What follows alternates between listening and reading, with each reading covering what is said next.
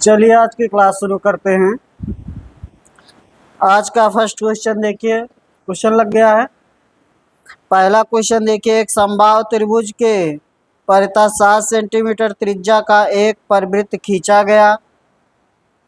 उस समबाहु त्रिभुज की भुजा की लंबाई बताएं। तो समबाहु त्रिभुज में परिवृत्त की त्रिज्या जो होती है, परिवृत्त की त्रिज्या जो होगी कैपिटल आर, वह क्या होगा, a/√3। ठीक ना। परिवृत्त की त्रिज्या क्या होगी, भुजा बटे √3। किसमें, समबाहु त्रिभुज में। तो आपको दिया है परिवृत्त की त्रिज्या कितना है, 7। तो इसलिए आपका 7 इक्वल टू हो जाएगा a/√3। इसलिए a बराबर क्या हो जाएगा, 7√3। ठीक है ना, 7√3। तो परिवृत्त की त्रिज्या में ये कैपिटल आर है, परिवृत्त की त्रिज्या है। समबाहु त्रिभुज में परिवृत्त की त्रिज्या a/√3, अंतःवृत्त की त्रिज्या a/2√3। ठीक है ना।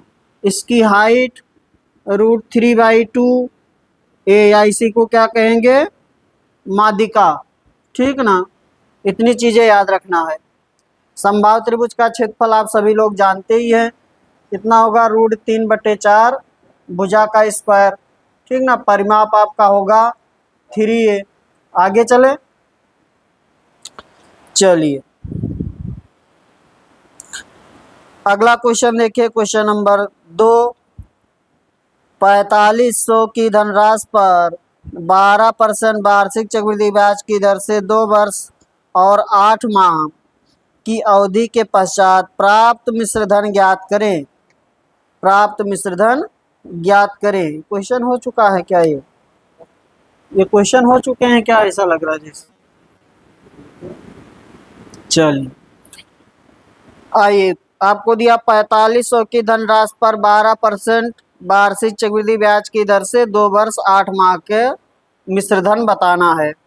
ठीक ना, 2 वर्ष 8 माह का, 2 वर्ष 8 माह का बताना है, कितना होगा,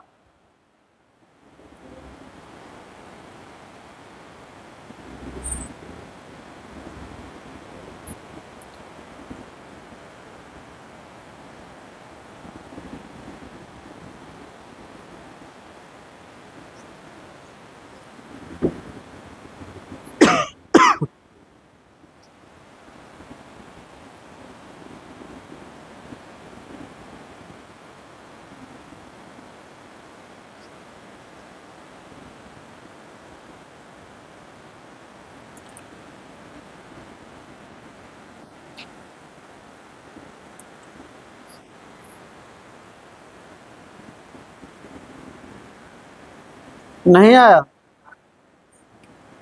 हाँ,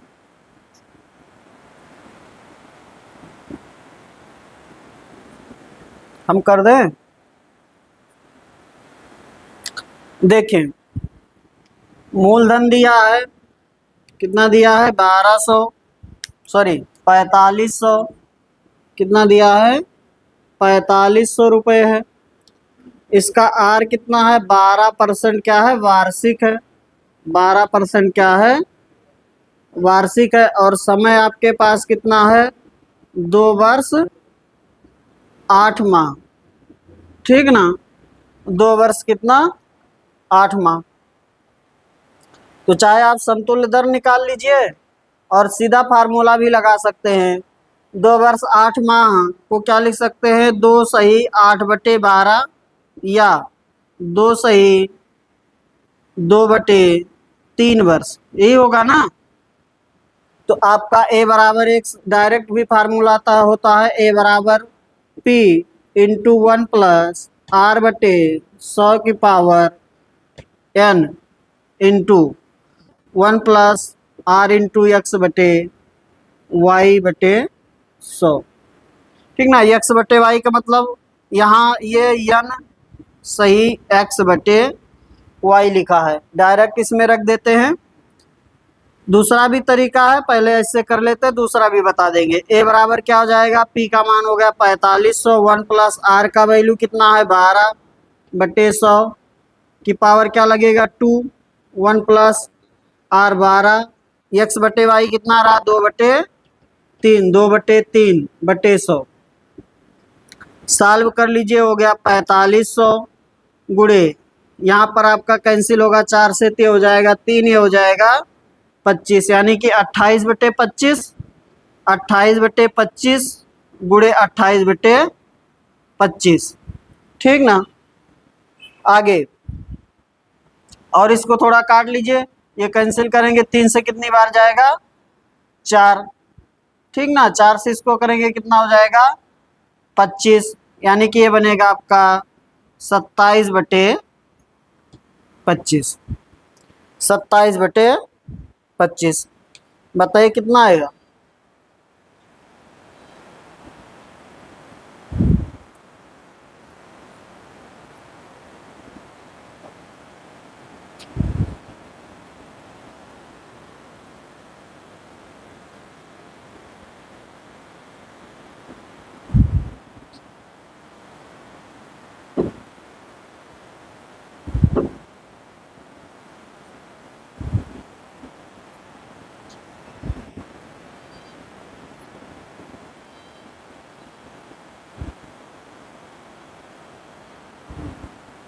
हेलो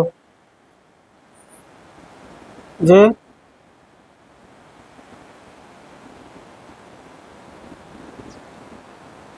हाँ तो अभी क्लास में है, बाद में बात करेंगे। ये क्लास में है, बाद में बात करिएगा।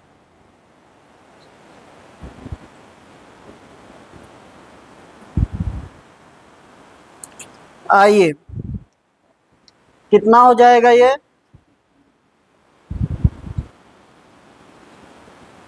कितना देर तक सॉल्व करेंगे, कहाँ लंबा है।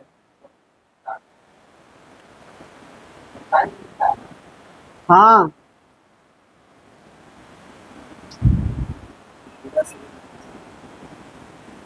हाँ,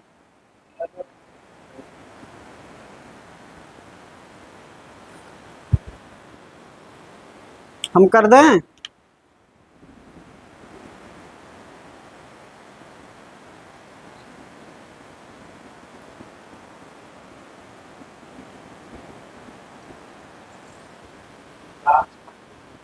कितना, 6096.384। ठीक ना, 6096.384। ठीक ना, 38। दूसरा तरीका था कि इसका क्या निकाल लीजिए, एक्स वाई रूल से पूरा रेट निकाल लीजिए। ठीक ना, पूरा क्या निकाल लीजिए, रेट। जैसे देखिए मैं यहाँ बता दूंगा, फिर आगे आप कर लीजिएगा। देखिए इसको मिटा दें,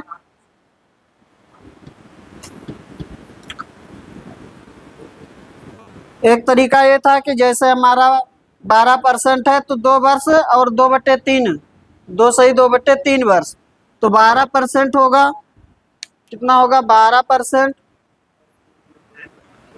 12% और 2/3 का, यानी कि 12 का 2/3, 12 का 2/3, यानी कि कितना, 8%। यानी कि आपका 12%, 12%, 8% चलेगा। तो इसमें एक्स वाई लगाएंगे, इसमें एक्स वाई लगाएंगे तो ये आपका हो जाएगा 25.44। ठीक ना, और फिर से एक्स वाई लगा देंगे इसके साथ, तो +8 और +25.44 गुणे 8/100। ठीक ना, तो आपको मिल जाएगा समतुल्य दर। ठीक ना, ये आपको मिल जाएगा समतुल्य दर। समतुल्य दर जब आ जाएगा तो उतना परसेंट आप क्या निकाल लीजिएगा, मिश्र धन निकाल लीजिएगा। ठीक ना, उतना परसेंट क्या निकाल लीजिएगा, मिश्र धन। आगे बढ़े, इसमें एक्स वाई लगा, एक्स वाई का मतलब लगा एक्स प्लस वाई और प्लस एक्स वाई बाई 100। ठीक ना, ऐसे कर रहे थे। हाँ थोड़ा इसमें भी कैलकुलेटिव है। देखिए आपका मैथ में सबसे ज़्यादा कैलकुलेशन, अगर संख्या सही ना है तो सबसे ज़्यादा कैलकुलेशन आपका चक्रवृद्धि ब्याज में ही है। ठीक ना, सीआई में सबसे ज़्यादा कैलकुलेशन है, बाकी और सब में तो थोड़ा कम है। और इसके बाद चक्रवृद्धि ब्याज के बाद आपका जो कैलकुलेशन है वो आपका मेंसुरेशन में है। ठीक ना, तो थोड़ा कैलकुलेटिव होता ही है ये।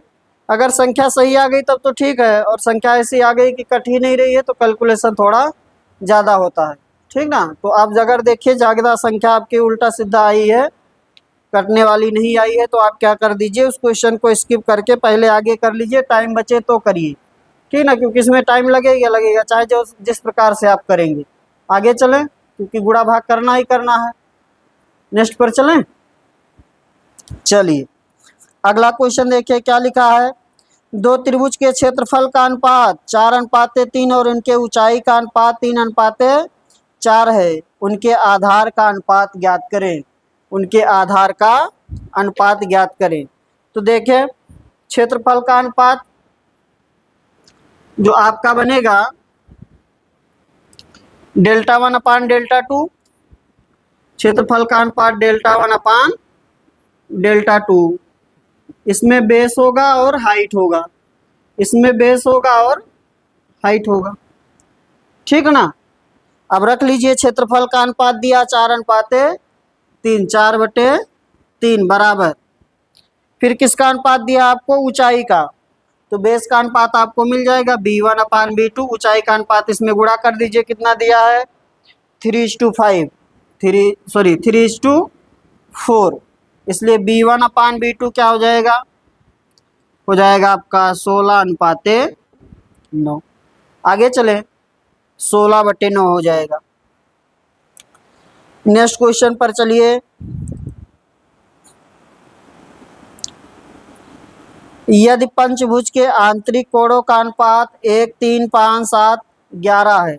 पंचभुज के आंतरिक कोणों का अनुपात 1, 3, 5, 7, 11 क्या है, तो सबसे छोटे आंतरिक कोण का माप ज्ञात करें। तो पंचभुज के कोणों का योग क्या होगा, अंतःकोणों का योग, पंचभुज के अंतःकोणों का योग क्या होगा 540। देखिए कोणों का योग क्या होगा, बहुभुज के कोणों का योग होगा, बहुभुज के कोणों का योग होगा n-2 इंटू 180, और पंचभुज है तो 5-2 गुणे 180, यानी कि 18×3 = 540 डिग्री, ठीक है ना, 540 डिग्री। अब क्या कर लेंगे आप,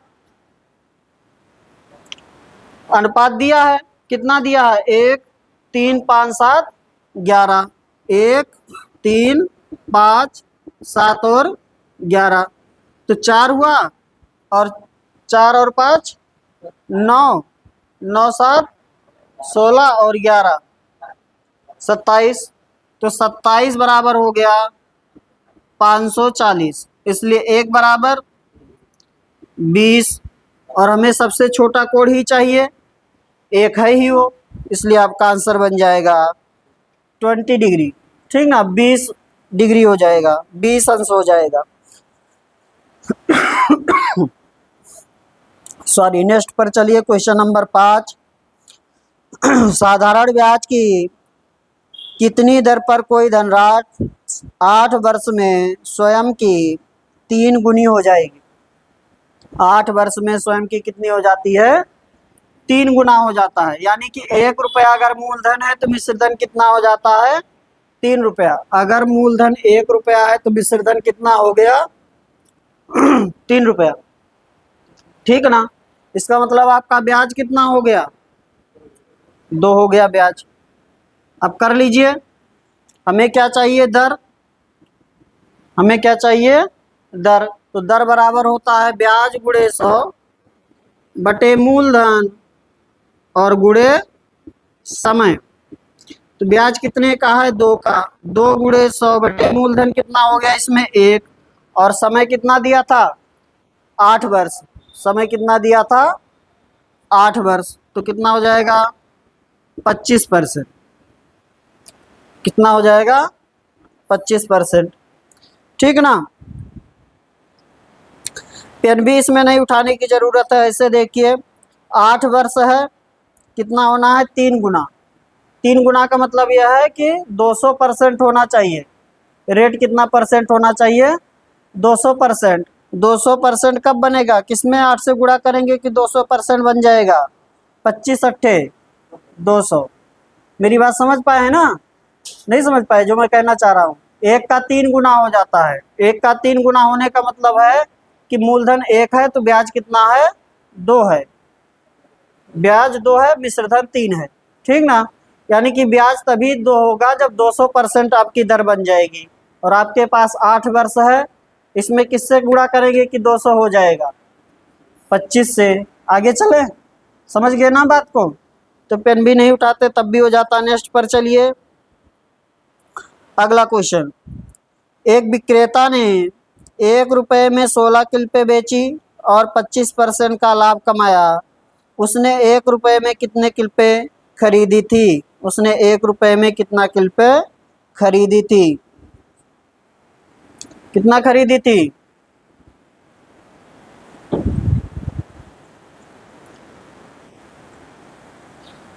ज्यादा खरीदा रहा होगा? आप बताइए। आप पहले आपको ये सोचना है ज्यादा खरीदा होगा कि कम।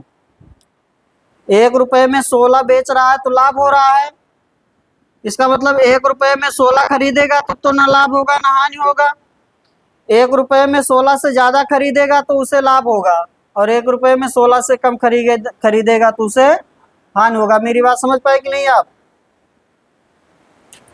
हाँ जी, हाँ जी, समझे मेरी बात कि नहीं की? अरे भाई कह रहा है कि अगर आप दुकानदार हैं, आप 1 रुपये में 16 खरीद कर लाए और 1 रुपये में 16 बेचेंगे तो लाभ होगा कि हानि? ना लाभ होगा ना हानि होगा। अगर आपने 1 रुपये में 16 खरीदा और 1 रुपये में 20 बेचने लगे तो लाभ होगा कि हानि? हानि होगा आपको। दुकानदार के सापेक्ष देखिए, आपने 1 रुपया में 16 खरीदा और 1 रुपया में 20 बेचेंगे तो अपने पास से नहीं दे रहे हैं। समझे बात को? अब बस इतना समझ जाएंगे तो इस प्रकार का जो भी क्वेश्चन आएगा कर ले जाएंगे। देखिए क्वेश्चन नंबर चल रहा है आपका कौन सा? 6। ठीक ना? 1 रुपये में कितना बेचा है? 1 रुपये में बेचा है 16। ठीक ना? तो कितने का लाभ हुआ है? 25% का। हमें 1 रुपये में खरीदने का बताना है। इसमें किससे वो गुणा होगा? 16 गुणे 100 बटे 125 से होगा। अभी बता रहे हैं, पहले सॉल्व कर लीजिए। कितना बनेगा ये? सॉरी, ज्यादा बनाएगा ना, ज्यादा खरीदेगा। 125 बटे 100 बनेगा। सॉरी, 125 बटे 100 कितना हो जाएगा? 20 हो जाएगा। कितना हो जाएगा? 20 हो जाएगा। अब समझे, देखिए अगर आपसे हम कहते कि रुपए में गुणा करिए तो रुपए में यहाँ कैसे गुणा होता? 25% का लाभ का आपका गुणा होता। जब आप करते तो यहाँ पर गुणा होता। अगर सीपी में जाते तो किससे गुणा होता? 100 बटे 125 से होता। लेकिन जब ये वस्तु में गुणा होगा तो 125 बटे 100 से होगा। अब दूसरी बात समझिए, जैसे हमने कहा कि 1 रुपये में 16 बेच रहा है तो उसे कितने का लाभ हो रहा है? 25% का। 1 रुपये में 16 खरीदा होगा कि 16 से अधिक खरीदा होगा? 16 से ज्यादा खरीदेगा। जब ज्यादा खरीदेगा, कम बेचेगा तभी लाभ होगा, और ज्यादा कम खरीद कर ज्यादा बेचने लगेगा तो हानि होने लगेगा। समझ गए बात को? ठीक ना? कर लीजिए। कितना आ जाएगा ये? 20 आ जाएगा। अब इसमें गुणा किससे करना है ये थोड़ा समझ लीजिए। इसमें आप जब 25% का लाभ का फ्रैक्शन फिगर है तो आपका फिगर बनेगा 125 बटे 100 बनेगा, या इसी को बहुत लोग 5 बटे 4 एक बार में लिखते हैं। ठीक ना? या इसी को आप कहेंगे कि 100 बटे 125 का बनेगा, यानी कि 4 बटे 5 बनेगा। तो हमें वस्तुओं की संख्या क्या लाना है? कम की अधिक? अधिक लाना है, क्योंकि लाभ का केस है। तो ज्यादा खरीदेगा कम बेचेगा तब लाभ होगा। ठीक ना? तो 16 से ज्यादा लाना है तो किससे गुणा करेंगे? बड़े फ्रैक्शन से गुणा करेंगे। बड़े भिन्न से गुणा करेंगे तो बड़ा मान आएगा, छोटे भिन्न से गुणा करेंगे तो छोटा मान आएगा। ठीक है ना? ग्रुप में क्वेश्चन पड़ा हुआ है, क्योंकि उसके बाद क्लास नहीं चल पाई, ये गेट जाम हो गया था। ठीक ना? हाँ, पहले वाला ही है, उसके बाद चल नहीं पाया, उस दिन से ही नहीं चली है क्लास। आगे चले।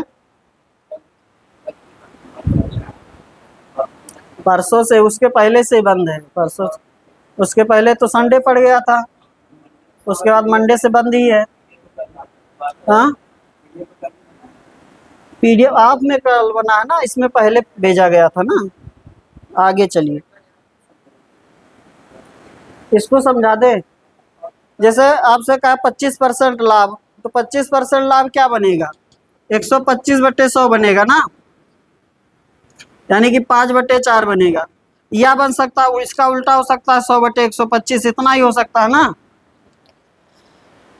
दो ही चीज तो बन सकता है, या तो आप किसी संख्या में इससे गुणा करेंगे या तो इससे गुणा करेंगे। जब भी क्वेश्चन लगाएंगे या तो इससे गुणा करेंगे या तो इससे गुणा करेंगे, अगर 25% का लाभ है। तो आपने का जो फ्रैक्शन बना 5/4 बना, यहाँ 4/5 बना। अब आपसे अगर हम कहें कि उसने 1 रुपए में 16 बेचा तो उसे 25% का लाभ हुआ दुकानदार को, 1 रुपए में 16 से अधिक खरीदेगा क्या कम, बस इतना आपको सोचना है। 1 रुपए में 16 से ज़्यादा खरीदेगा, कम बेचेगा तो लाभ होगा, और 16 से अगर कम खरीदा और 16 बेचने लगा तो हानि होने लगेगा। समझे मेरी बात को, समझ गए ना बात। जैसे 1 रुपए में 2 टॉफी खरीदा और 1 रुपए में 4 टॉफी बेचने लगेगा तो उसे हानि हो जाएगी कि नहीं होगी। यहाँ पर हमें क्या लाना, वस्तुओं की संख्या अधिक लाना है। अधिक लाना है तो किससे गुणा होगा, 5/4 से। 5/4 बड़ा भिन्न है और 4/5 छोटा भिन्न है। समझ में गई बात को। हमें वस्तुओं की संख्या क्या लाना है, ज्यादा लाना है, इसलिए हम इसमें किससे गुणा कर रहे हैं, 5/4 से। नेक्स्ट पर चले।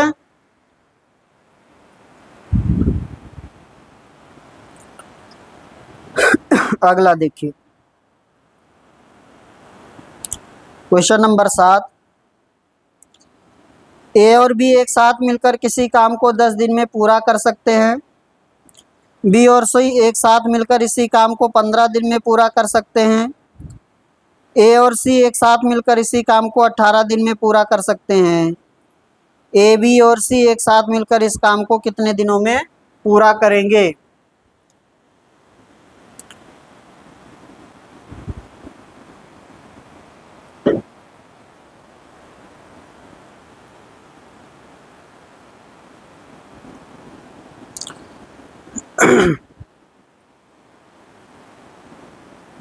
बताइए बताइए बताइए, कोशिश करिए तो हम तो बताएंगे ही, प्रयास करें।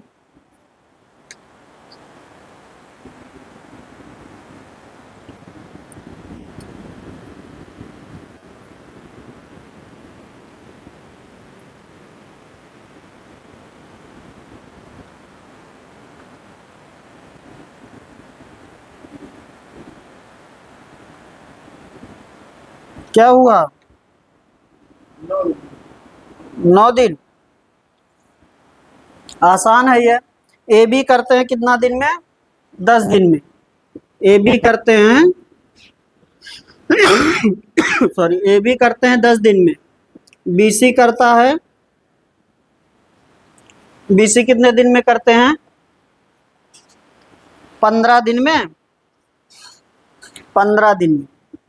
सी ए कितने दिन में करते हैं, कहीं बैठ जाइए, सी ए कितने दिन में करते हैं, 18 दिन में। ठीक ना। एलसीएम बना लेंगे, कितना हो जाएगा, 90 हो जाएगा ना, 90।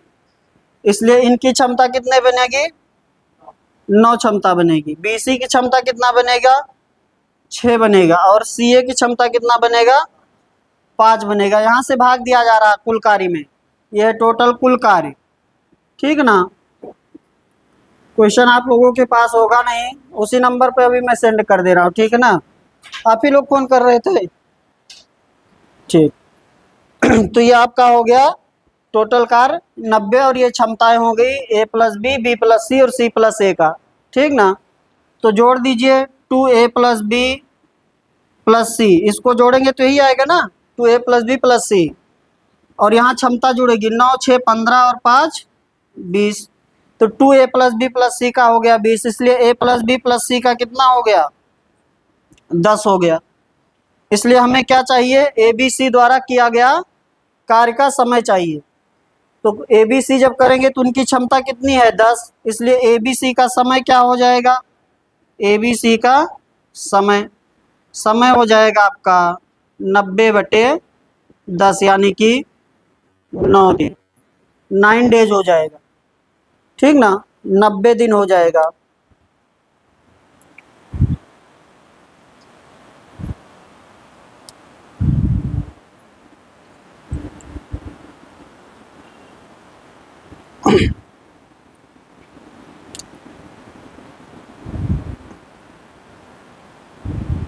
अगला क्वेश्चन करिए, तब तक मैं क्वेश्चन भेज दूं।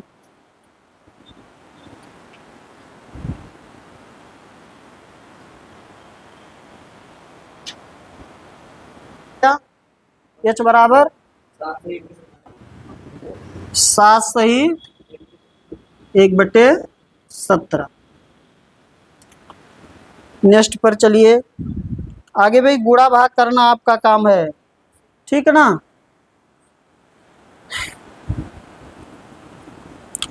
नेक्स्ट क्वेश्चन पर चलिए, क्वेश्चन नंबर 10। क्या लिखा है? 1/1 plus 1/4 plus 1/7 plus dot dot dot plus 1/47 ये बताना है। प्रयास करेंगे आप लोग, कोशिश करिए।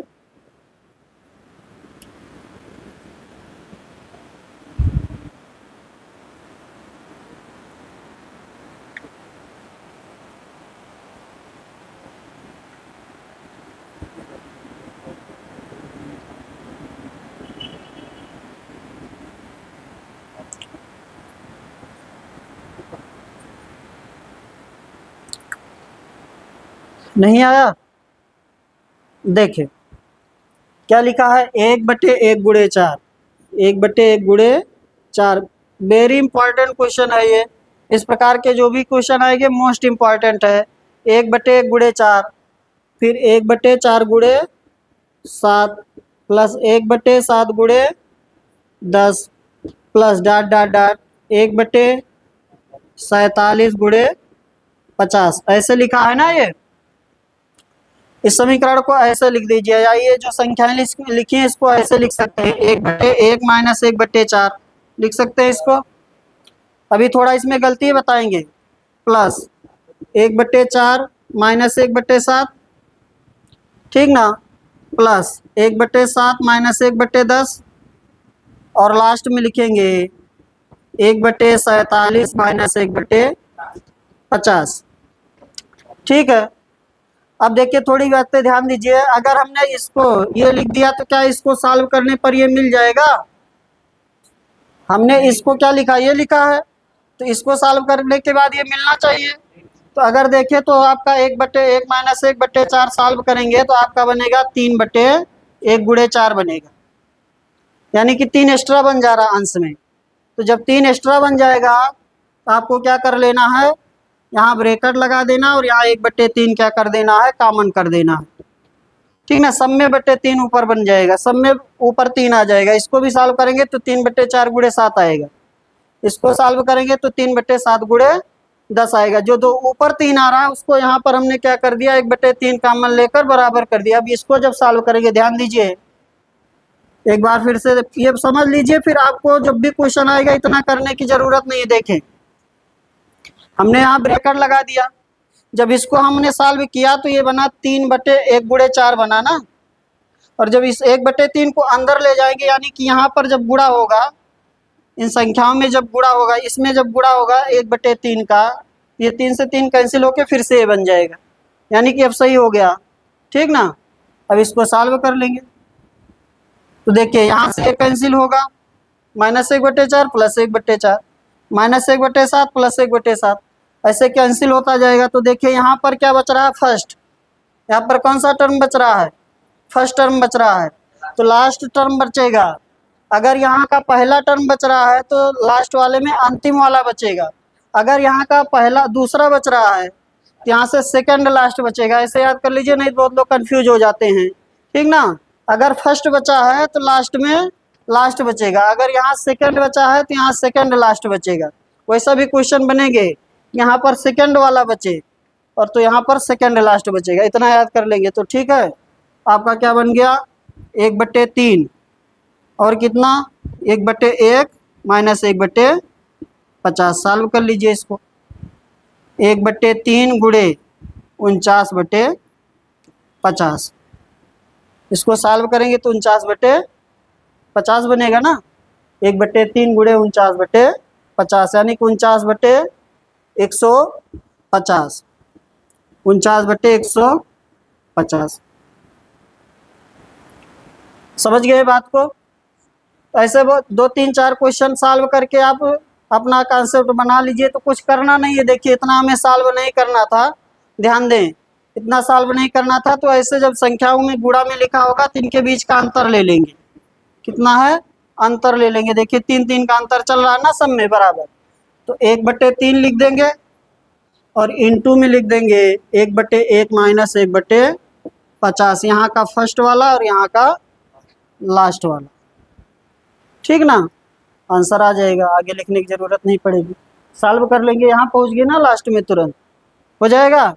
एक जितना अंतर है उसको 1/, में लिखेंगे और फर्स्ट वाला लिखेंगे और लास्ट वाला लिखेंगे। आगे चले, चलिए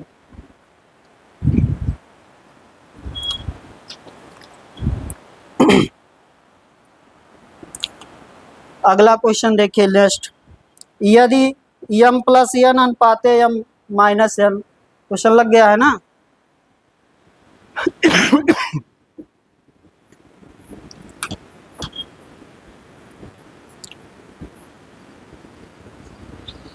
क्या लिखा है, यदि m प्लस n अनुपाते m minus n equal to क्या दिया है 7:3,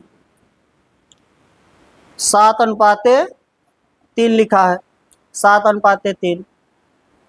लाख तो नहीं हो गया मोबाइल, दिख रहा है ना क्वेश्चन। चलिए देखिए, हमें पूछ क्या रहा हमसे, m³ प्लस n³ बटे में m³ माइनस n³, ऐसा मान ही शायद पूछ रहा है।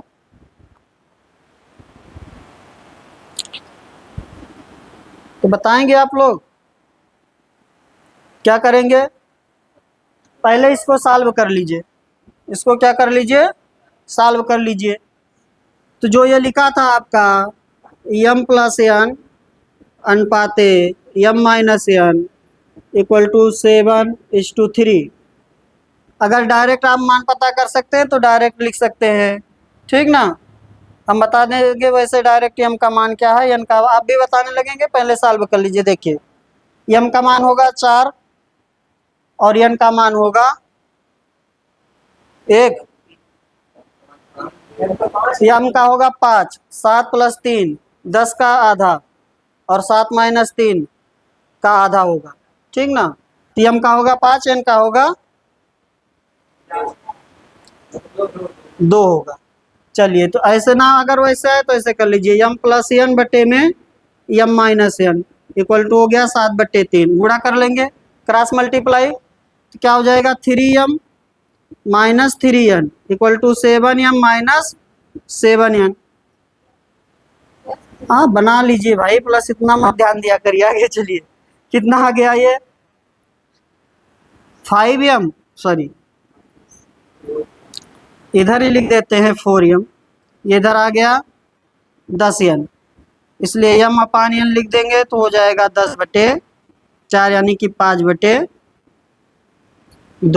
m बराबर 5, n बराबर 2, यहाँ सीधा मान रख देंगे 5 का क्यूब प्लस 2 का क्यूब बटे 5 का क्यूब माइनस 2 का क्यूब, 5 का क्यूब 125 प्लस 8 बटे में 125 माइनस 8, कितना हो गया ये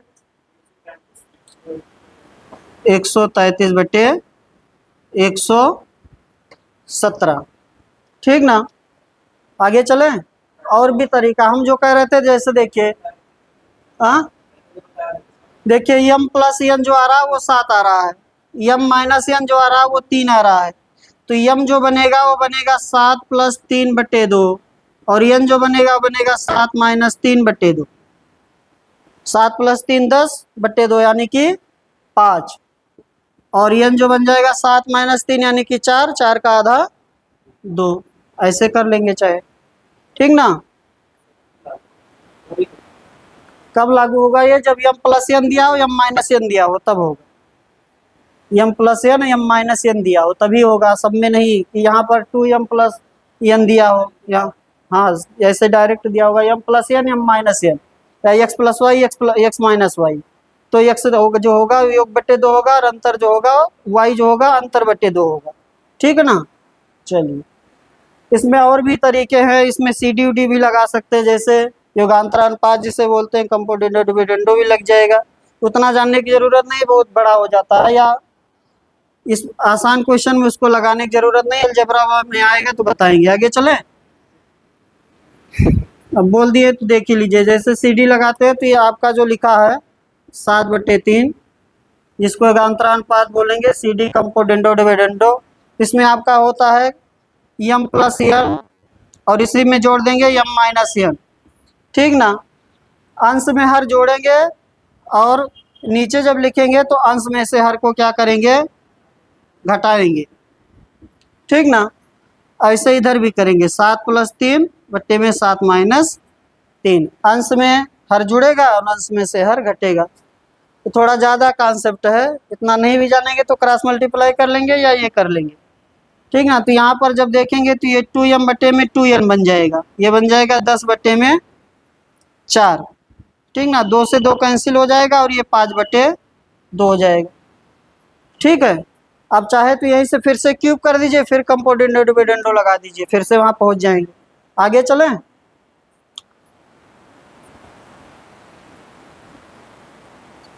नेक्स्ट देखिए, अगले क्वेश्चन पर आ जाइए। यहाँ अनुपात समानुपात में इतना करने की जरूरत नहीं है, जब अलजेब्रा के तब क्वेश्चन आएंगे तो उसमें लगाना पड़ता है, जहाँ पर सेट फॉर्मेट ही क्वेश्चन रहता है तो उसमें लगाना ही लगाना पड़ेगा। यहाँ तो किसी तरीके से काम चल जाएगा, ठीक ना, mn का मान पता चल जाए।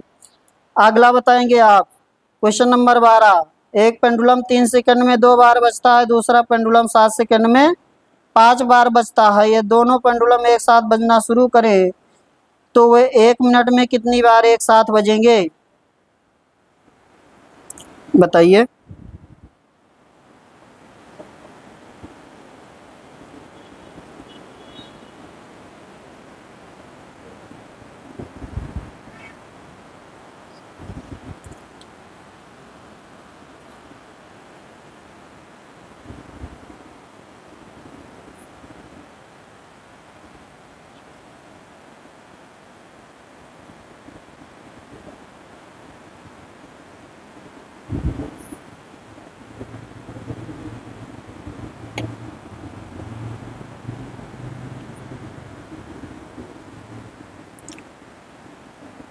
कितनी बार बजेगा,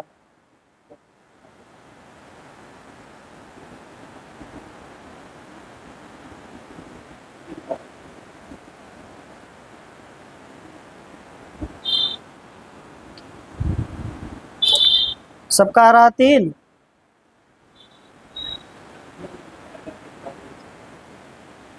सही बता रहे हैं। देखिए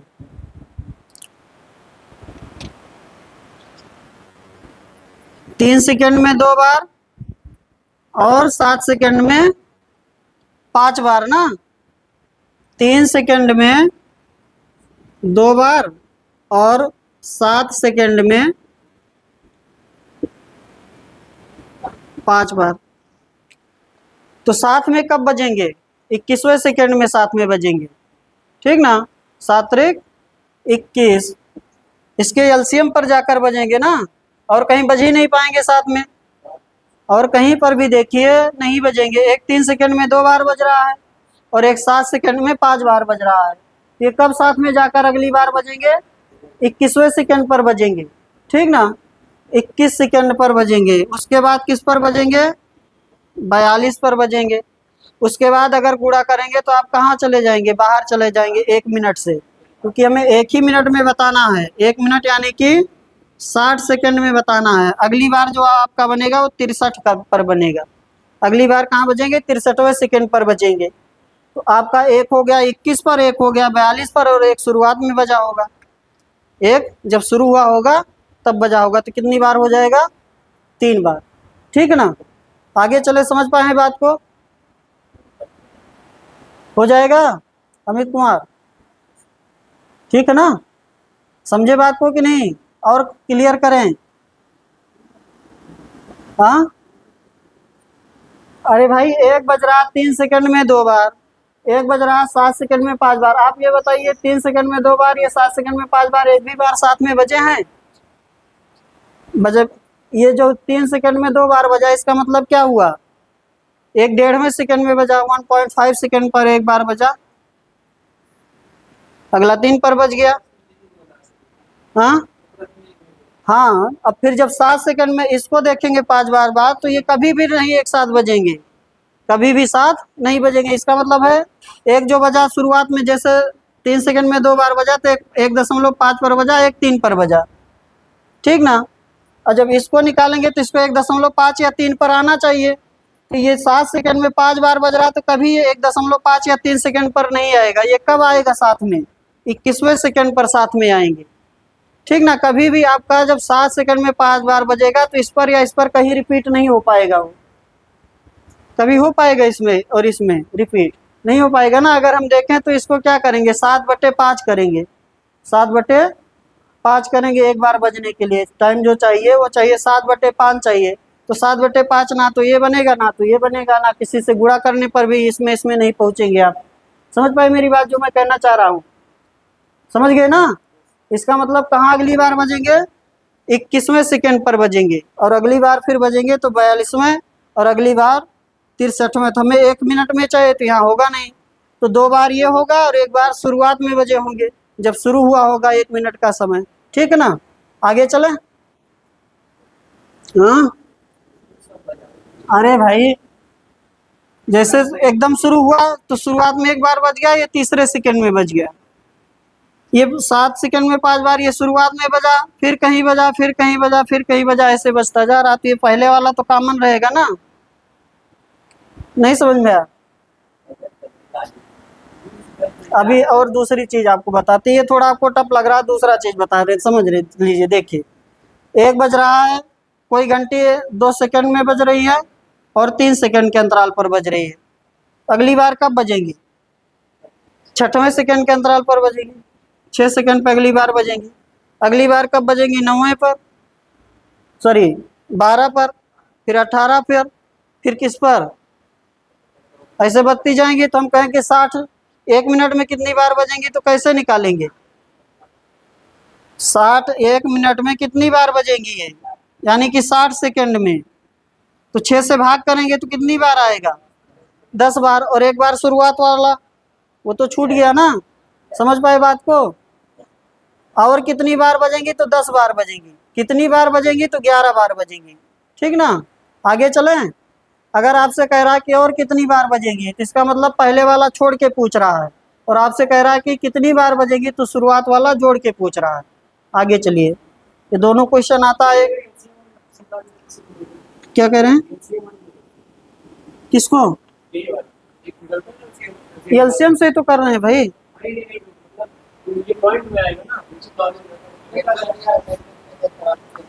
हाँ हाँ, नहीं, जैसे जो 3 सेकंड में बज रहा है, 3 सेकंड में वो एक बार बज गया, फिर उसके बाद तीसरे पर बजा। जो 7 सेकंड में बज रहा, पहले बज गया, फिर किसी सेकंड पर, फिर किसी पर, ऐसे बज रहा होगा 5 बार। तो कहाँ ही नहीं रिपीट करेंगे, 21वें पर ही रिपीट करेंगे। तो एलसीएम ही तो ले रहे हैं 3 7 का, 21 हो रहा है ना। अगली बार 21 पर, 21 दूना 42 पर, 21 तिया 63 पर, ऐसे बजता जाएगा, ठीक है। चलिए अगला बताएंगे 13 नंबर।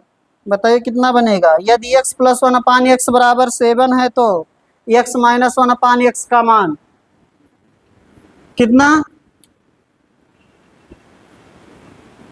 देखें, आपको दिया x + 1/x बराबर 7। आपसे पूछ क्या रहा है? x - 1/x। तो x - 1/x का मान होगा x + 1/x का होल -4 होगा।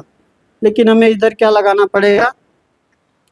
स्क्वायर लगाना पड़ेगा। x - 1/x का होल स्क्वायर जो होगा x + 1/x का होल स्क्वायर -4 होगा, ठीक ना। जिसको ये नहीं याद है वो ऐसे a - b का होल स्क्वायर जो होगा a + b का होल स्क्वायर -4b। यहाँ से लिखा गया है x, ये x है, 1/x है, इसलिए यहाँ पर जो बना वो सीधा 4 आ गया, ठीक ना। हमें ये मान दिया है, ये चाहिए, तो यहाँ रख देंगे। कितना बन जाएगा? 7 का स्क्वायर -4, 7 × 7 = 49 -4 कितना हुआ? 45।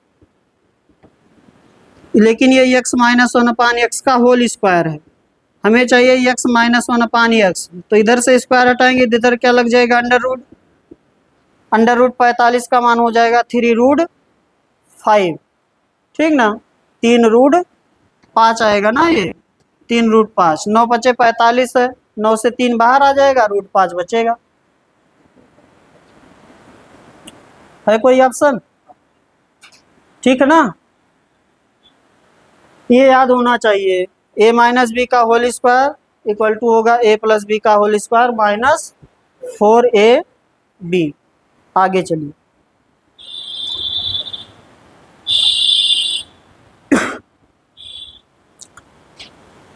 अगला क्वेश्चन नंबर 14, 3.26 पे बार माइनस 2.14 पे बार और प्लस 1.33 पे बार का योग ज्ञात करें। हाँ, और लोगों को करने दीजिए यार।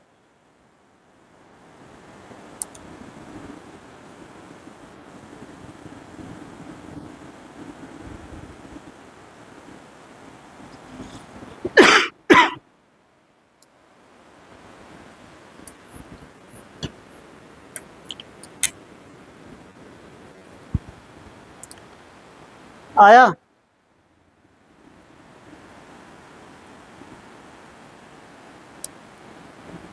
हम कर दें? बार वाला है 3.26 पे बार, 3.26 पे बार माइनस, फिर क्या लिखा है 2.14 पे बार, 2.14 पे बार प्लस, फिर क्या लिखा है 1.33 पे बार, यही लिखा ना। तो देखिए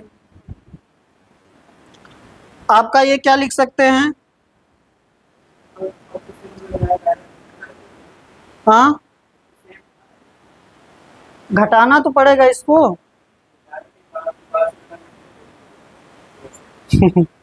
बच नहीं रहा कुछ, तो घटा भी सकते, वो भी सही है, लेकिन मैं कर दे रहा हूँ। देखिए इसको चाहे तो आप ऐसे लिख लीजिए और चाहे इस प्रकार से लिखिए, 326 माइनस 3/99। पूरी संख्या लिखेंगे, जिस पर बार नहीं लगा उसको घटा देंगे, और जिस पर बार लगा उसके लिए 9 आएगा, और दशमलव के पहले कोई संख्या थे उसके लिए कुछ भी नहीं आएगा, या जिस पर बार नहीं लगा है अगर दशमलव के बाद है उसके लिए 0 आता है। अभी और क्वेश्चन लेकर बता देंगे, ठीक है ना। माइनस ये कितना बनेगा, 214 माइनस 2/99, और ये बन जाएगा प्लस 133 माइनस 1/99, ठीक है ना। सॉल्व कर लीजिए, ये कितना बना आपका, 326 में से 300 घटेगा तो हो जाएगा 323/99। पूरे पर बटे 99 लिख दें क्योंकि सब में बटे में है, ठीक ना। यहाँ कितना बन जाएगा, माइनस 214 में से 2 घटेगा तो हो जाएगा 212, यहाँ पर 1 घटेगा तो हो जाएगा 132 प्लस में। सॉल्व कर लीजिए, कितना आएगा, हो गया 3 2 5, 5 में से 2 गया, 3 2 5, 5 में से 2 गया, हो गया 3, ठीक ना। हो गया 3 2 5, 5 में से 1 गया, हो गया 4, 3 1 4, 4 में से 2 गया, हो गया 2, 243/99, ठीक ना, 243/99। ऐसे लिखा है कि बार में ही लिखा है, बार में लिखा है, तो देख लीजिए आपका बन जाएगा 2.45 पे बार, 2.45 पे बार। हाँ, भाग देने की जरूरत नहीं है, देखिए इसको लिख देंगे 2.45 पे बार। अगर इसको ये लिखेंगे तो क्या लिखा जाएगा, 245 माइनस 2/99 लिखा जाएगा, तो हो जाएगा ना 243/99। मेरी बात समझिए, 243/99 लिखा है, इसका मतलब ये है कि 2.45 पे बार रहा होगा, उसमें से 2 घटेगा, 243/99 हो जाएगा। और भी तरीके अलग अलग भी लिख सकते हैं आप। जैसे हमने डायरेक्ट लिख दिया 326 माइनस 3 कर दिया। आप चाहते तो +3 लिख देते और 26/99 लिख देते, ठीक ना। +3 और +0.26 पे बार, और यानी कि 26/99 भी लिख सकते थे। और चाहे तो डायरेक्ट सीधा 326 में से 3 घटा दीजिए, तो डायरेक्ट आपका फ्रैक्शन मिल जाता, भिन्न मिल जाता, ठीक है ना, हो जाएगा। चलिए, और डिस्क्राइब करें इसमें कुछ, हो जाएगा। अलग अलग भी लिख सकते हैं, और जैसा कह रहे थे कि आप डायरेक्ट भी कर सकते हैं, जैसे क्योंकि इसमें कर सकते हैं, ऐसी संख्या लिखा है 3 और 1 कितना हो जाएगा 4, 4 में से 2 घट जाएगा, ठीक है ना। तो आपका बन गया, और 26 + 33 जोड़ लीजिए, और उसमें से 14 क्या कर दीजिए, घटा दीजिए। तो 26 + 33 कितना हो गया आपका, 6 3 9 और 3 2 5, 59, 59 में से 14 जाएगा तो क्या आ जाएगा 45। तो 2.45 पे बार डायरेक्ट लिख सकते थे, लेकिन सब में नहीं काम करेगा ये, ठीक ना, सब में नहीं काम करेगा। अभी जैसे ये केवल कितना तक 59 तक पहुंच रहा था, अभी ये 100 से ऊपर चला जाए तो वो जो 1 बनेगा वो आगे आने लगेगा, फिर वहां पर प्रॉब्लम होगी आपको, ठीक ना। इस क्वेश्चन में कर सकते थे जैसा आप कह रहे थे, सब में नहीं होगा। कुछ देख लीजिए, जैसे इसमें कितने प्रकार के बनते हैं, जैसे देखिए एक आपका बनेगा, जैसे हमने लिख दिया 0.3 पे बार, या मान लीजिए 4 पे बार, 0.4 पे बार, तो इसको क्या लिखेंगे 4/9 लिखेंगे। अगर हम लिख दे 1.4 पे बार, इसको क्या लिखेंगे 14 - 1/9 लिखेंगे। या प्लस ऐसे लिख सकते हैं 1 + 0.4 पे बार, इसको भी जब लिखेंगे तो 1 + 4/9 लिखा जाएगा, तो 9 4 क्या हो जाएगा 13/9, ये भी बनेगा। जो हम लिख रहे थे वो भी वही बनता, 14 - 1/9 बनता, यानी कि 13/9 ये भी बनता, समझे बात को। या इस प्रकार के एक बन गया, एक ऐसे बन जाए, हो सकता है कि आपका है 1.04, इस पे बार केवल लगा है, तो ये जब लिखा जाएगा तो ये लिखा जाएगा 104 - 10 लिखा जाएगा, 4 पर केवल बार लगा है, 104 पूरा लिखा जाएगा, और 1 और 0 घटेगा, और बट्टे में 9 आएगा, 4 पर केवल बार लगा है तो 1 9 आएगा, और इस 0 के लिए 0 आएगा, और दशमलव के पहले संख्या है उसके लिए कुछ नहीं आएगा, ठीक ना। जैसे हम इसको 0 लिख दिया था हमने, ऐसे लिख दे 1.25 पे बार, ऐसे लिख दे, तो ये क्या लिखा जाएगा 125 - 12 बट्टे में 1 9 आएगा और 1 0 आएगा, ठीक ना। जिस पर बार लगा उसके लिए 9 आएगा, दशमलव के बाद कर रहे हैं, जिस पर बार नहीं लगा उसके लिए 0 आएगा, और जितने पर बार नहीं लगा वो पूरी संख्या घटा सकते हैं। और अगर प्लस पहले कर लेंगे तो फिर वही, फिर आपको फिर कैलकुलेशन करना पड़ेगा आगे, ठीक ना। चलिए, और क्वेश्चन आएंगे, आप लोग क्वेश्चन करा करिए, जो फंसे वो लास्ट में पूछ लिया करिए, आगे आ जाइए। कहाँ चला गया, नेक्स्ट आइए अगले क्वेश्चन पर चलिए। क्वेश्चन नंबर 15, व्यंजक लिखा है, एक समीकरण लिखा है 1 + 1/3 1 + 1/4 इंटू 1 + 1/5 ... 1 + 1/9 - 1 का मान ज्ञात करें। बिहार टीजीटी में आया हुआ था ये क्वेश्चन, टीआरई 2 में, जो वहाँ का बिहार टीआरई 2 में आया हुआ क्वेश्चन है, जनरल पार्ट में, जो सामान्य ज्ञान वाला जोड़ के आता है मैथ वाले में, उसमें ये क्वेश्चन आया हुआ है। बहुत सारे पेपर में आया होगा, उसमें भी आया था, तो बताएं इसमें क्या आएगा, कोशिश करिए, नहीं आएगा तो हम बताएंगे, टेंशन मत लीजिए।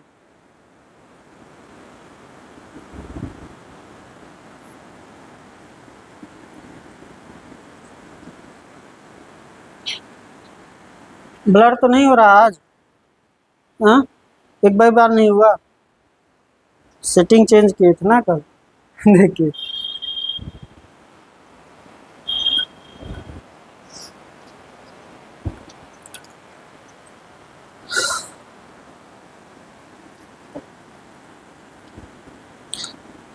देखिए तो आसान है, जब भी ऐसा आपको देखिए तो पहले सॉल्व करना शुरू करिए। 1+1/3 लिखा है, फिर क्या लिखा है 1+1/4, फिर 1+1/5, ऐसे लिखा है ना।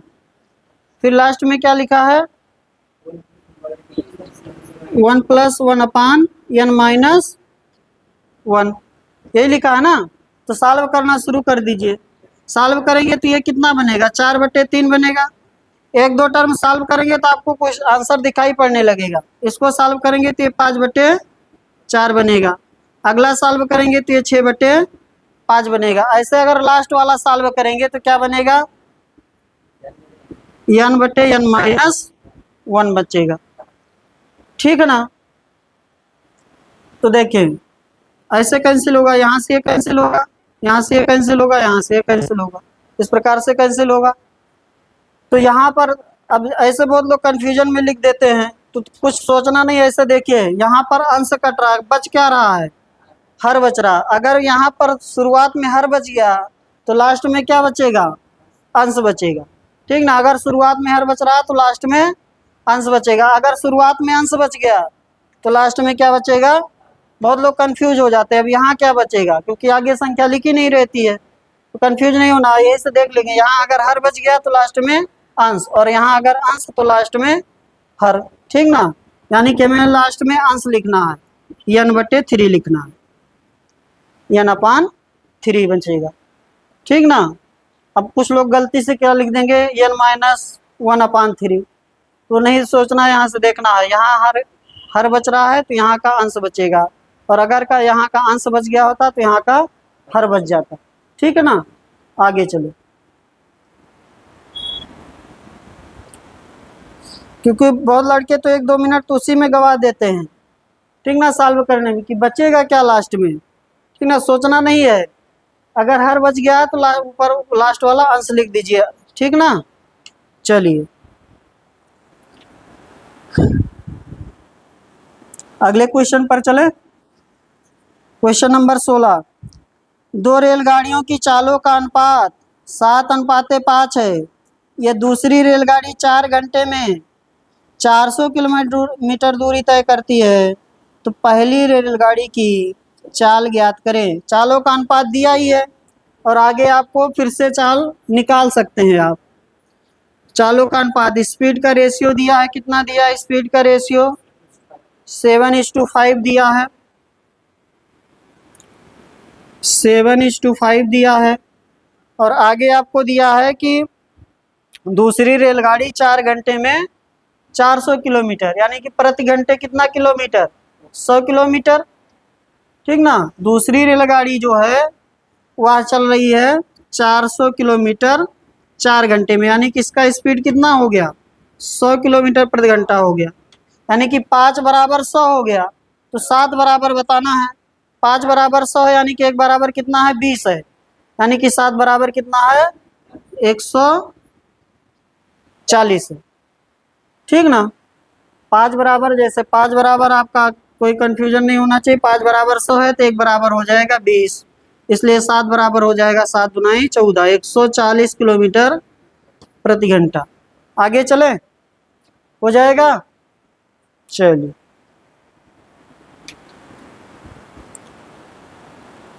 अगला क्वेश्चन, क्वेश्चन नंबर 17। एक माध्यम असममितीय बंटन में बहुलक और माध्य का मान क्रमशः 7.52 और 9.83। बहुलक और माध्य दिया है, बंटन की माध्यिका बताना है। बंटन की क्या बताना है माध्यिका।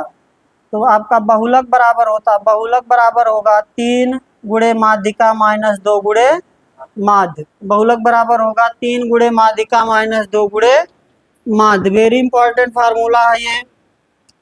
ठीक ना। बहुलक बराबर क्या होगा, बहुलक बराबर होगा 3 माध्यिका माइनस 2 माध्य, 3 माध्यिका माइनस 2 माध्य। अब इस क्वेश्चन में अगर आपको ये शॉर्टकट नहीं याद है तो नहीं कर पाएंगे, या ये फार्मूला आपको याद होना चाहिए। बहुलक बराबर क्या होगा 3 माध्यिका माइनस 2 माध्य। तो सॉल्व कर लीजिए। हमें बहुलक और माध्य दिया है, तो बहुलक दिया है 7.52, 7.52 बराबर 3 माध्यिका, मीडियन लिख दे रहे हैं, यम लिख दे रहे हैं, और आपका हो गया माध्य दिया है 9.83, 2 गुणे 9.83। सॉल्व कर लीजिए।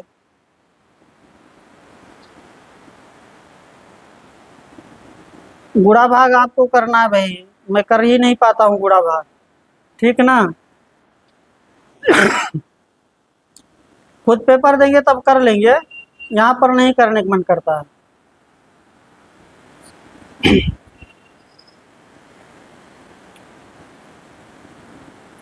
प्रॉब्लम बात यह इसलिए नहीं करता हूँ, अगर वो भी हम करने लगेंगे तो आप क्या करेंगे, फिर आप सिर्फ देखते रहेंगे तो आपका कैलकुलेशन वीक हो जाएगा, कैलकुलेशन आप कर नहीं पाएंगे उतना तेज, ठीक ना। तो याद रखना है आपको, कैलकुलेशन आपको करना अपने हिसाब से। कितना आ जाएगा कोई बताएगा? हाँ 9.06, ये हो गया 7.52 बराबर 3m, माइनस इसको कर देंगे तो हो जाएगा 6, 16, और ये हो गया 9 दूनी 18, 1 19, इतना हो रहा है ना। इसको इधर ले आइए तो हो गया 7.52 प्लस 19.66। क्लास रिकॉर्ड भी हो रही इसलिए आगे लिख दे रहा हूँ, ठीक ना, नहीं तो नहीं करता मैं। प्लस 19.66 बटे 3, ये हो जाएगा 9.06, 9.06। आगे चलिए, क्वेश्चन नंबर 18। यदि कास थीटा बराबर कास अल्फा है तो थीटा का सामान्य मान ज्ञात करना। स्टैंडर्ड फार्मूला आपको बताना है कास थीटा बराबर कास अल्फा का कितना होगा। क्या कह रहे हैं? नहीं भाई, ना कास थीटा बराबर कास अल्फा अगर आपको दिया तो थीटा जो स्टैंडर्ड फार्मूला होगा 2n pi plus minus alpha. हाँ कास थीटा बराबर क्या कह रहे हैं? क्या? हाँ ASTC, हाँ तो होगा तो ये 70 पर क्या पहला आ जाएगा 3n पाई/2 प्लस प्लस माइनस अल्फा। नहीं वो नहीं, यही होगा 2n pi plus minus alpha होगा। और tan थीटा बराबर लिखा है काट अल्फा, सॉरी tan थीटा बराबर tan अल्फा लिखा है। इसका जो स्टैंडर्ड फार्मूला होगा n pi plus alpha, n pi plus alpha. हाँ ये आपका इंटर में आता है, एक आपका आता है स्टैंडर्ड फार्मूला, तो उसमें आपका आता है, ठीक ना। यहाँ दे दिया, सिलेबस में नहीं होना चाहिए लेकिन दिया तो हमें याद करना पड़ेगा।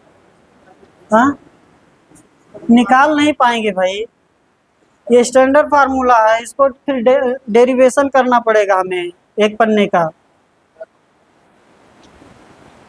अब वहाँ मत ला जाइए, TGT के लिए थोड़ी पढ़ रहे हैं आप, कर देंगे लेकिन वहाँ ले जाए कोई मतलब नहीं है।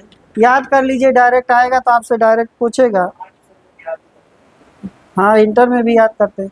साइन वाला बता देंगे किसी दिन, इस समय मेरे दिमाग में नहीं है। उसमें -1 की power n into n pi plus minus alpha ऐसे कुछ चलता है। आगे चलिए, अगला दिए गए समीकरण को हल कीजिए।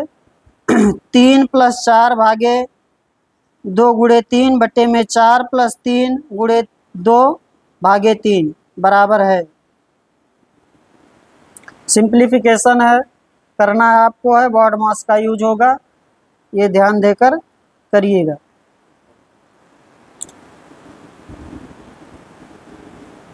छः 3 9 ऊपर हो गया और 6 नीचे हो गया, 9/6 यानी कि 3/2।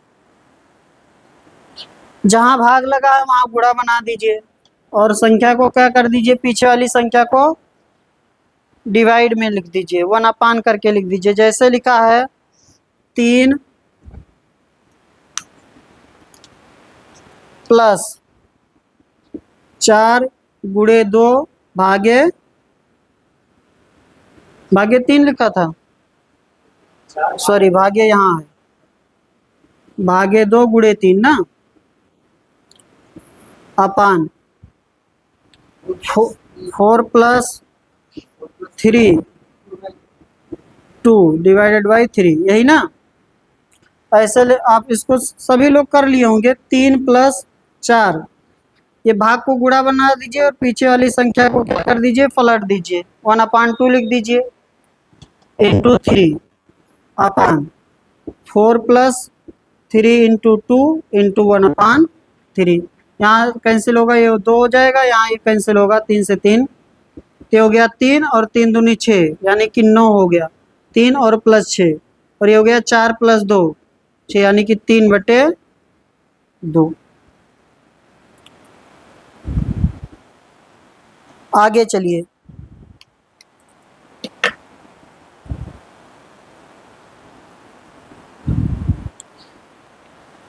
आपसे कह रहा है कि ऐसी संख्या का चयन कीजिए जो निम्नलिखित समीकरण में प्रश्न चिन्ह के स्थान पर आ सकती है। 3125 3125 का 120% माइनस x का 90% बराबर 150, ये बताना है। आप लोग बताएंगे इसको।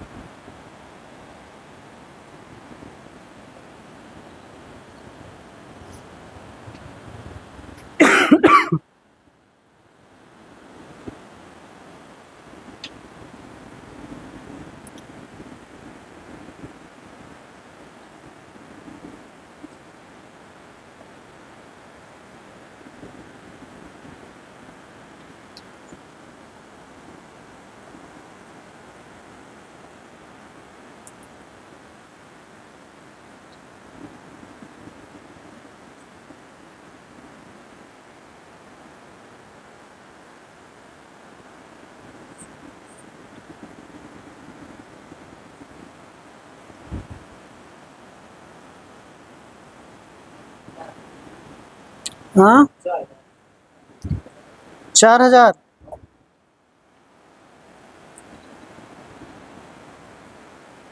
आगे चलें। लिखा है 3125 का 120%, यानी कि 120/100, या इसको लिख सकते थे 6/5 एक बार में, माइनस x × 90%, 9/10, यानी कि 90/100 चाहे लिखिए, बराबर 150 है। ठीक ना। तो ये आपका हो गया 6/5 और ये हो गया आपका 9/10। 5 से कैंसिल कर दीजिए, और चाहे एलसीएम ही ले लीजिए 10, ठीक ना, दोनों चीज़ हो सकता है, और चाहे इसको कैंसिल कर दीजिए 5 से, 625 होगा ये, ठीक ना। 625 × 6, ये हो गया 625 × 6 माइनस, ये आपका हो जाएगा × 10, इसमें भी कर दें, × 10 माइनस 9x = 150 × 10। ये बटे 10 था, यहाँ गुणा कर दिया इसमें, और इधर भी कर दिया, बटे में 10 हट गया, ठीक है ना। सॉल्व कर लीजिए। आगे चलते हैं। कितना रहा, 4000। तो आपका 9x बराबर होगा 36,000, इसलिए x बराबर आ जाएगा 4000। सबका आ रहा था ना 4000। अमित आ गया है ना। आगे आपको लिखा है दिए गए आंकड़ों का माध्य ज्ञात करें। माध्य यानी कि समांतर माध्य या औसत। ध्यान दें, चाहे आपसे माध्य कहे, चाहे समांतर माध्य कहे, चाहे औसत कहे, तीनों एक ही चीज है, ठीक ना। चाहे माध्य, चाहे औसत, चाहे समांतर माध्य, सभी एक ही चीज है। तो आंकड़ों का योग बटे आंकड़ों की संख्या, कुल योग बटे संख्या। औसत क्या होता है? कुल योग बटे संख्या। या समांतर माध्य या माध्य क्या होगा? आंकड़ों का योग बटे आंकड़ों की संख्या। ठीक ना? तो आपका है 6.7 प्लस 7.2 प्लस 8.7 प्लस 9.2 और प्लस 10.1 बटे में क्या हो जाएगा? 1 2 3 4 5 बटे में 5। ये आपका हो जाएगा माध्य, और चाहे इसी को कहिए औसत, और चाहे इसी को कहिए समांतर माध्य, और चाहे इसी को कहिए मीन। ठीक ना? कभी कभार हिंदी में लिख देता है ध्यान दीजिएगा, कभी कभार ऐसे लिख देगा मीन बताइए। तुमने ऐसे आंकड़ा लिखा है क्योंकि गूगल ट्रांसलेशन रहता है, मीन लिखा इंग्लिश में और हिंदी में लिख दिया मीन। ठीक ना? तो मीन का मतलब आपको समझना है कि माध्य के बारे में बात हो रही है। आगे चलिए,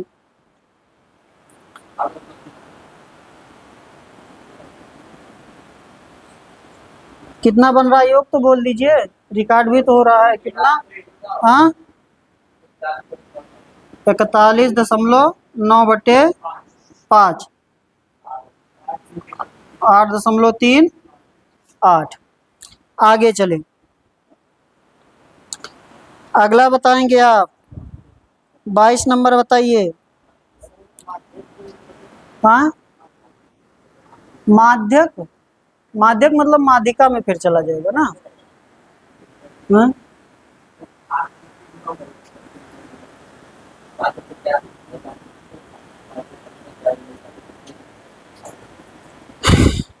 अगला देखिए, मैं रटा नहीं हूं ना आपका कैलकुलेशन, जो आप बताएंगे लिख देंगे, या तो मैं फिर सॉल्व करूं।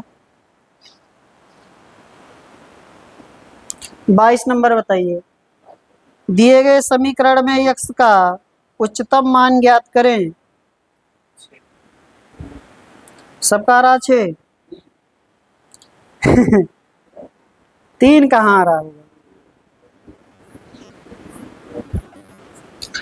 देखिए क्या लिखा है, 5x1, 5x1 लिखा है, प्लस में लिखा है 6y7, फिर आपका लिखा हुआ है 3z3, 3z3, और टोटल का योग आपका लिख के रखा है 1471, 1471, यही लिखा ना।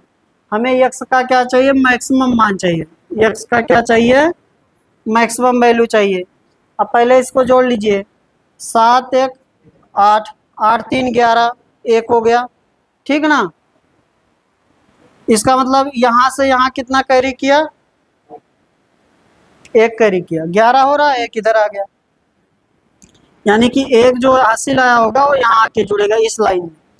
इसको जोड़ लेते हैं, 6 5 11 और 11 3 14, यहाँ आ गया। इसका मतलब ये वाली लाइन जोड़ने के बाद यहाँ कुछ भी हासिल नहीं आया है, इसका मतलब यही हुआ। इसको जब जोड़े तो ये 14 ही आ रहा है, इसका मतलब यहाँ से कुछ भी कैरी यहाँ नहीं हुआ है। ठीक ना? तो यहाँ से एक इधर कैरी हुआ है, तो ये 7 होना चाहिए, और यक्स मैक्सिमम चाहिए, जिसमें से एक आपके पास है, तो बचेगा कितना? 6 बचेगा। तो यक्स सबसे ज़्यादा क्या ले सकते हैं? 6 ले लेंगे, इसको 6 ले लेंगे, और इसको क्या ले लेंगे? 0 0 ले लेंगे। ठीक है ना? इसलिए यक्स सबसे बड़ा क्या हो सकता है? 6 हो सकता है। कहाँ गलत कर रहे हैं कर्ण सिंह? हाँ, अभी कुछ दिन पहले ऐसा क्वेश्चन एक बताए थे। अगला आ जाइए, एक बुलेट ट्रेन की चाल किसी इलेक्ट्रिक ट्रेन से 25% अधिक है। यदि इलेक्ट्रिक ट्रेन को एक नियत दूरी तय करने में 3 घंटे 45 मिनट का समय लगता है, तो बुलेट ट्रेन को वही दूरी तय करने में कितना समय लगेगा?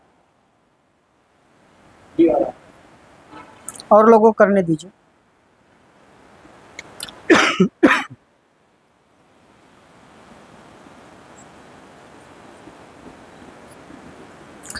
बुलेट ट्रेन की जो चाल है वह इलेक्ट्रिक ट्रेन से 35% अधिक है। यदि एक इलेक्ट्रिक ट्रेन को एक नियत दूरी तय करने में 3 घंटे 45 मिनट का समय लगता है, तो बुलेट ट्रेन को वही दूरी तय करने में कितना समय लगेगा? देखिए समझे, एक की चाल हो जाएगी 100 तो एक का हो जाएगा 135, यही तो हुआ। अगर हम स्पीड का रेशियो देखें तो एक का होगा 100 तो एक का हो जाएगा 135। ये इलेक्ट्रिक ट्रेन का हो गया, ये बुलेट ट्रेन का हो गया स्पीड। अगर हम इसका रेशियो पूछे तो ये तो कितना आएगा, रेशियो कितना रहा है?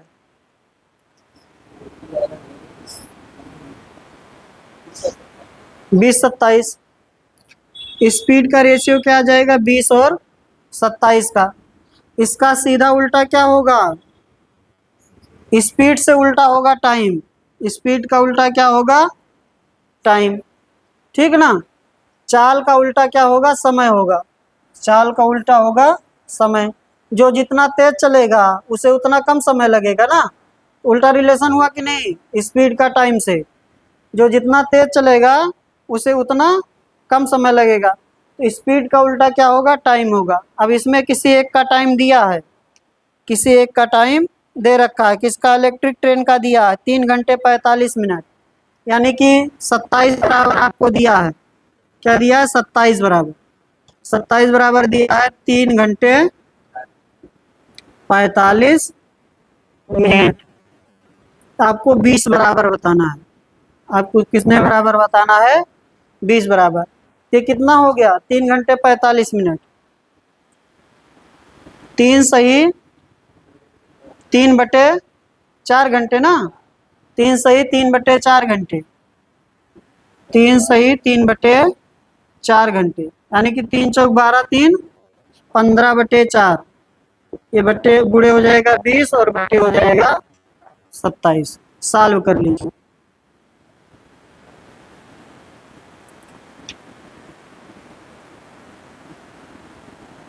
याद रखना है स्पीड का उल्टा रिलेशन होगा टाइम का, और डिस्टेंस का सीधा होगा।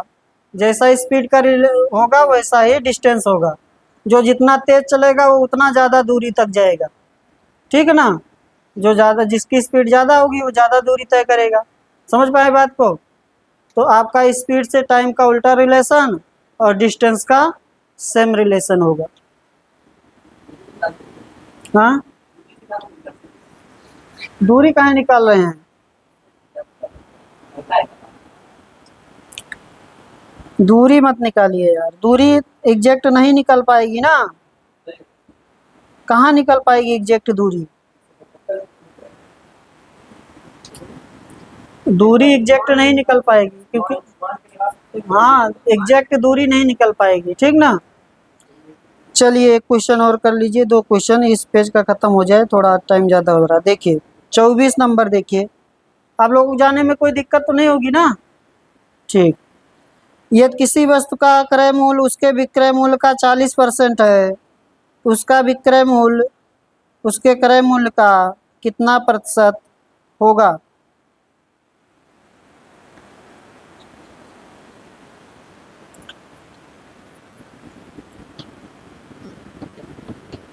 कह रहा किसी वस्तु का क्रय मूल्य उसके विक्रय मूल्य का 40% है, तो CP/SP क्या बनेगा? 2/5 बनेगा। 40/100 बनेगा। क्रय मूल्य जो है वह विक्रय मूल्य का कितना है? 40% है। यही तो हुआ, या डायरेक्ट ये लिख दिए 2/5। तो आपका से कह रहा है कि विक्रय मूल्य क्रय मूल्य का कितना परसेंट है, तो आप लिखेंगे 5/2 गुणे 100। ठीक ना। उल्टा देखेंगे, 2 के सापेक्ष 5 का प्रतिशत बताना है, तो कितना बन जाएगा बताइए? 250। नहीं समझ पाए हैं? कह रहा है कि क्रय मूल्य जो है विक्रय मूल्य का 40% है, तो ये बनेगा। तो यहाँ से अगर हम CP/SP बनाएंगे तो क्या बनेगा? 40/100 बनेगा, यानी कि 2/5 बनेगा। आपसे कह रहा है कि क्रय मूल्य जो है, सॉरी विक्रय मूल्य क्रय मूल्य का कितना परसेंट है, यानी कि विक्रय मूल्य क्रय मूल्य का कितना परसेंट है। जिसके साथ का लगा होगा वो कहाँ रहेगा, बट्टे में रहेगा। ऐसे याद कर लीजिए। किसके सापेक्ष पूछ रहा है, क्रय मूल्य के सापेक्ष। तो क्रय मूल्य कहाँ आ जाएगा, बट्टे में। तो 5/2 गुणे 100। या अगर आप सीधा सीधा बता सकते हैं 5/2 कितना परसेंट होगा, तो 250% होगा। आगे चलें,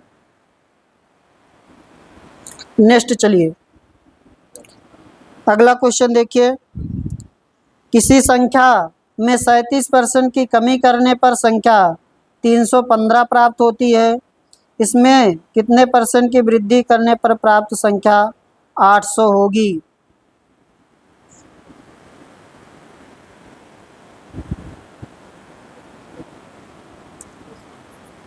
बताइए, मिटा दे इसे। हाँ, 60%।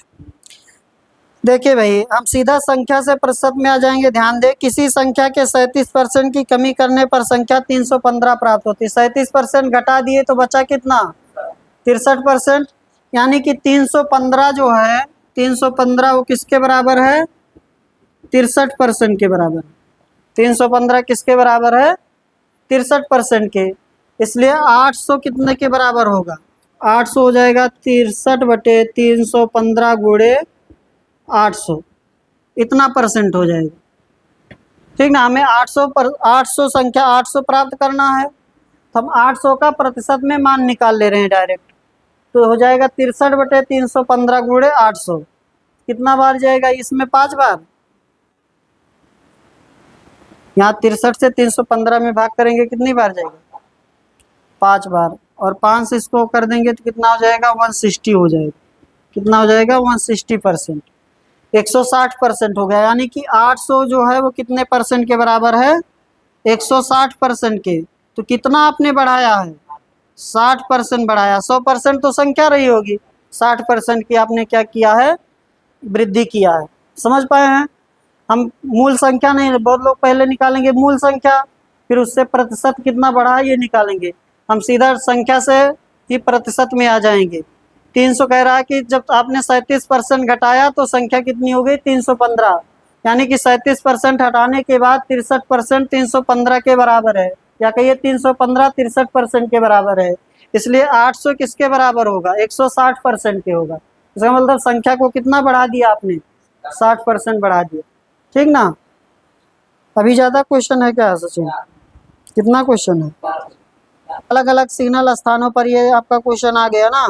3 अलग अलग सिग्नल स्थानों पर ट्रैफिक लाइटें क्रमशः प्रत्येक 35 सेकंड, 45 सेकंड और 75 सेकंड में बदलती है। सभी ट्रैफिक लाइटें 6:20 15 बजे एक साथ बदलती हैं, तो अगली बार कितने बजे एक साथ बदलेंगी। तो 35, 45, 75 का क्या लेंगे, एलसीएम। 35, 45 और 75 का एलसीएम कितनी, अगली बार किस पर बदलेंगी, एक साथ एलसीएम पर। 35 सेकंड, 45 और 75 का ले लेंगे एलसीएम। अगली बार इस पर बदलेंगे एलसीएम पर। 35, 45 और 75 का एलसीएम कितना बनेगा,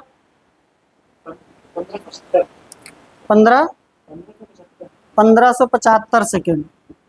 यही आ रहा ना सबका। हम कर दें एलसीएम, देखें ऐसे लिख लेंगे एलसीएम। इसको लिख दीजिए 25 गुणे 3। ठीक ना। तो इसमें हमारा 15 आ गया, 45 का 15 आ गया, तो और किसकी जरूरत है, 3 की। 35 का 5 आ गया और किसकी जरूरत है, 7 की। ये बनेगा एलसीएम। 25 गुणे 3 गुणे 3 गुणे 7। तो इसका गुणा किए होंगे तो शायद यही आ रहा होगा, सबका आ रहा ना 1575। इसको पहले किस में कन्वर्ट कर लीजिए, मिनट में। ठीक ना, 60 से भाग करके। तो 1575 को मिनट में कन्वर्ट करेंगे, 1575 को मिनट में, क्योंकि ये किस में है, सेकेंड में। कितना मिनट बना,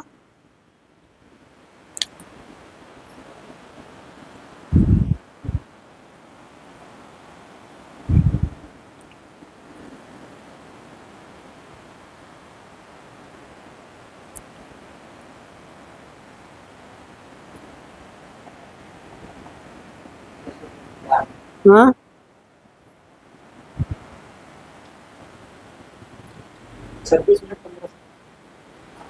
ठीक है ना। 26 मिनट 15 सेकेंड। भाग कर देंगे ऐसे, जैसे भाग नॉर्मली करते हैं ऐसे भाग कर दीजिए 60 से, ठीक ना। कुछ काट कर मत भाग करिएगा, काट कर भाग करेंगे तो फिर वो गलत चीज़ आने लगेगी। तो जब भाग करेंगे तो यहाँ पर आपका बच जाएगा 15 और ये जाएगा कितनी 20 बार, तो आपका हो जाएगा 26 मिनट 15 सेकेंड।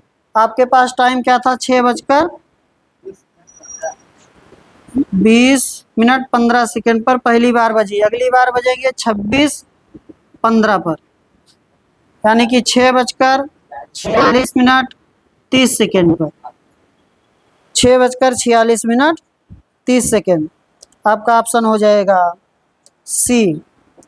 27 नंबर बताइए, परमीकरण करना है क्वेश्चन में। 3 + √5/3 - √5 + 3 - √5/3 + √5 + √5 - 1/√5 + 1।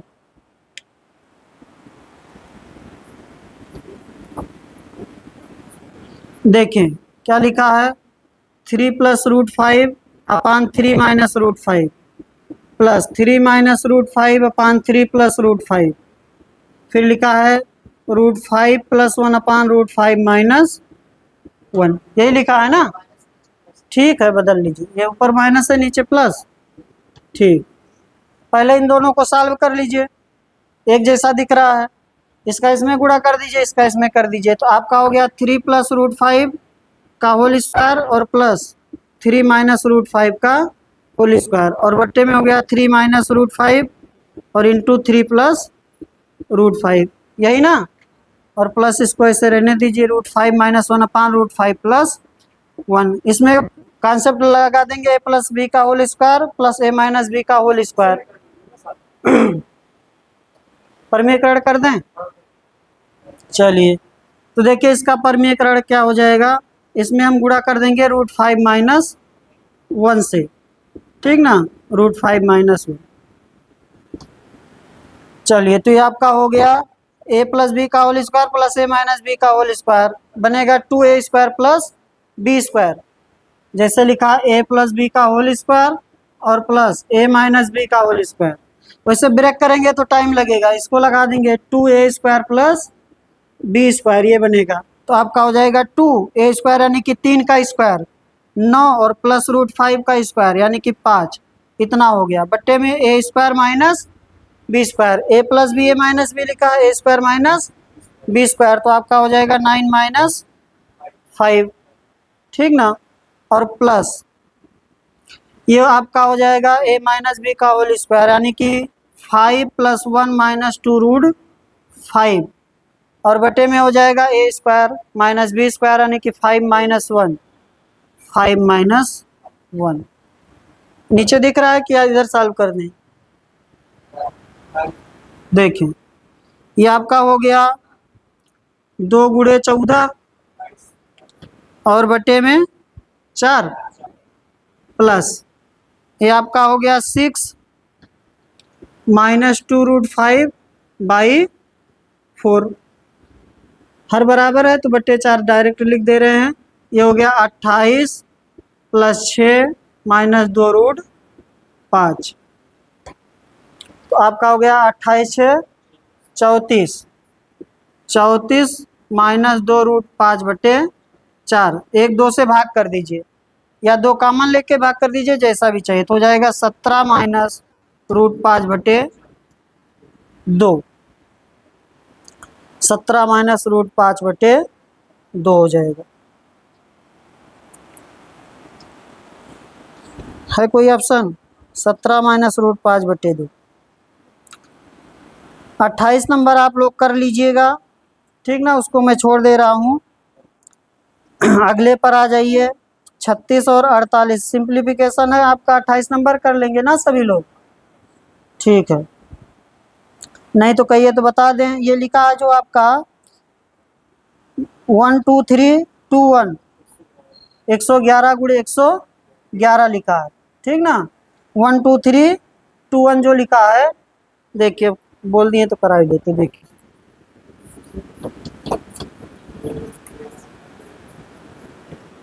लिखा हुआ √1 2 3 2 1 इंटू रूट एक्स, यहाँ प्रश्नवाचक चिन्ह लगाया हुआ, आगे लिखा हुआ है कितना 13431 ना। ये जो लिखा है ये लिखा है 111 गुणे 111, ठीक ना, 111 गुणे 111। जैसे 11 गुणे 11 करते हैं तो क्या आता है 121 आता है, ऐसे 111 गुणे 111 करेंगे तो आएगा 12321 ऐसे आएगा, ठीक ना। तो यहाँ से 111 बाहर हो गया क्योंकि अंडर रूट लगा हुआ है। और फिर आपका हो गया अंडर रूट एक्स बराबर 13431, इसलिए रूट एक्स बराबर हो जाएगा 13431 अपान 111, भाग कर दीजिए एक्स का मान, हाँ 121, ठीक है 121 ना, इसलिए एक्स बराबर हो जाएगा 121 का स्क्वायर, ठीक है 14,641। आगे चलें, 36 और 48 का महत्तम समापवर्तक ज्ञात करना है। कोई ऐसा है नहीं जिसको महत्तम समापवर्तक आता नहीं होगा, सभी लोग कर लेंगे। 36 48 का कितना आएगा 12, साफ साफ दिख रहा है कितना आएगा 12, ठीक ना। 36 48 का मासा चाहिए, एससीएफ चाहिए, या इसी को बोलते हैं जीडीसी, ठीक ना। कितना आएगा 12। आगे आपका लिखा है tan थीटा बराबर -12/5, तो साइन थीटा का मान, तो साइन थीटा का मान -12/13, ठीक ना। tan थीटा दिया है, tan थीटा -12/5, तो 5 12 क्या चलेगा 13, 5 12 13 से चलेगा, इसलिए साइन थीटा में जाएंगे। साइन थीटा आपका बनता है लंब बटे कर्ण, तो यहाँ पर ये है लंब और बटे हो गया कर्ण 13, लंब बटे कर्ण, ठीक है ना। तो आज की क्लास समाप्त हो गई है। हम लोग अभी जो कर रहे हैं वो रेलवे को ध्यान में रखते हुए कर रहे हैं, क्योंकि रेलवे का पेपर सामने है। ये सारे क्वेश्चन जो कराए जा रहे हैं प्रीवियस ईयर ये आए हुए क्वेश्चन है एनटीपीसी में, ठीक ना। आगे और कोई एग्जाम आएगा तो उसके अकॉर्डिंग फिर हम अपनी स्ट्रेटजी चेंज करेंगे। भी केवल रेलवे के क्वेश्चन कराए जा रहे हैं। हाँ हाँ हाँ, क्वेश्चन तो सब लगभग सब में आता है वही, चाहे जो कोई आप पेपर दीजिए लगभग सेम आते हैं। कॉन्सेप्ट आपका क्लियर होना चाहिए। हाँ बंद कर दीजिए।